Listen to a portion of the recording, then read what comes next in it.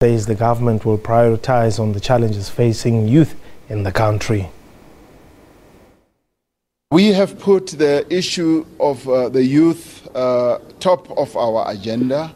We know that the youth of our country are really struggling without jobs, and some of them are not in school, they are not in training, and therefore these are issues that we are going to be addressing frontally. I've decided that we are going to set up the youth working group at the presidency level. That team is now being finalized. We should be able to announce that on the 16th. So in this youth month, we want the young people of our country to engage government, to talk openly and honestly about their needs, their aspirations, and also come up with suggestions of what we can do as a nation, as a leadership, to address their concerns.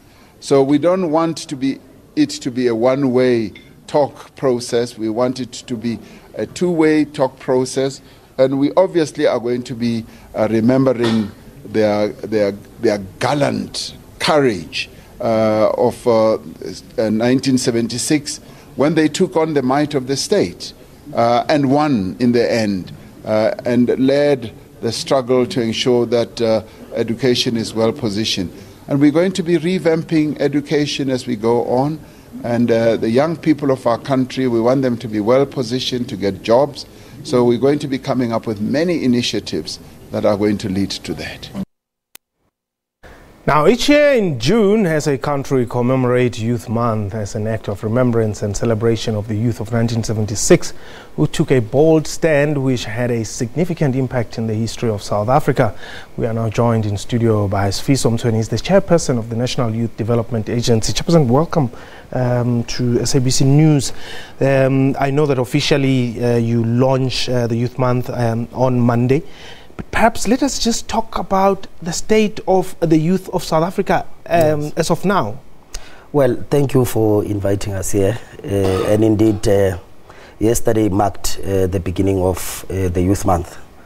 And indeed, this month we want to focus on that question precisely, because you've seen the latest stats that have been released by Statistics South Africa. That shows that, in fact, issues of unemployment are growing in the country. Young people are not finding work, and what is particularly worrying is the fact that there's a lot of young people who've been told to go and acquire education.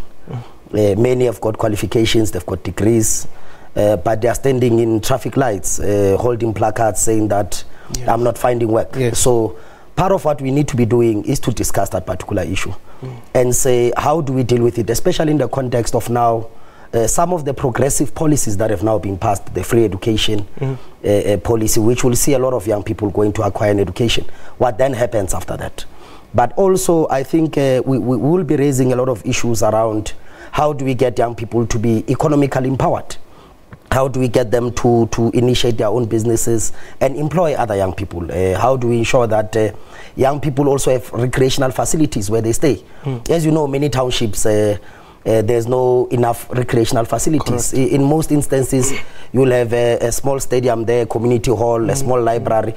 How do we ensure that all the communities, particularly in the rural areas and in the informal settlements, that young people are able to also, display their own, various interests in those townships? So that's going to be our focus this month.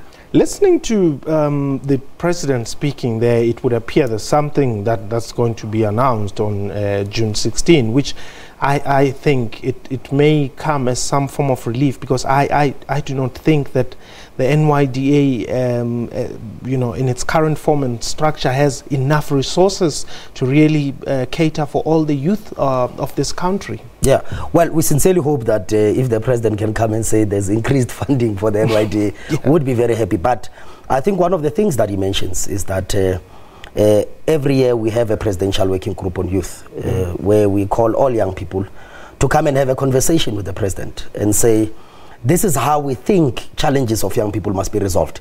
Because the mistake that tends to happen in government and other circles is that you have old people who sit there and think that they can find solutions to challenges that face young people.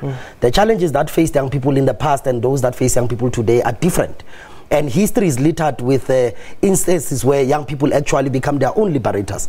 So part of what we are going to be doing with the president is to say to him, this is what becomes our own solution. And I'll make an example. On the issue of unemployment, for instance, it's not that there's no jobs. Jobs are there. If you open newspapers, you go to websites, there are jobs. But the problem is that there's this draconian decision that was taken to say, you go and get an education, but before you can get a job, there's 3 years experience, there's 5 years experience. We've been saying to government, remove experience, particularly for entry-level jobs. We don't believe that for an administrative post, a clerk, a receptionist, you need 5 years experience. I mean, if you've got sufficient education, why not give that young person a job? And by the way, if you remove experience, you will have you'll take unemployment down by 10%. It's a research that we've done. Okay. But also, you know, we've been talking to the private sector for quite some time now. Yes. To say that, you know, it's quite an anomaly that the government of South Africa is the biggest employer. What is the private sector doing? It's investing in the country, it's making profits. There has been now an initiative, the CEO's initiative, which produced the YES program. Now, the YES program, in its sense also, it's saying that it's going to assist young people with experience. But our problem there is that we no longer want to be given experience, we want to be given jobs. So those are the things that we want to have a discussion with the president and say, as young people, this is the solution that will resolve our own problems. What makes 2018 different in terms of the NYDA's programs from the other years? Well, you know, last year we took a decision when we were appointed that we wanted to decentralize the NYDA, take it to where young people are. Because for some time, young people have been saying the NYDA is very far. It exists in city centers. What we've now done, we've now approved a structure to open 50 new offices. We have opened 4 so far, which is in the, you know, where young people are. We've been to Delmas in Mpumalanga. We've been to KZN in Newcastle and Richards Bay and Bangeni.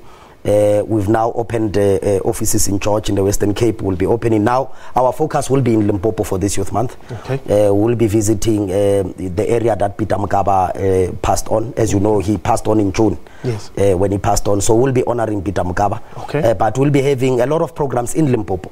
Now, one of the things that we'll be doing is to launch a legacy project every month.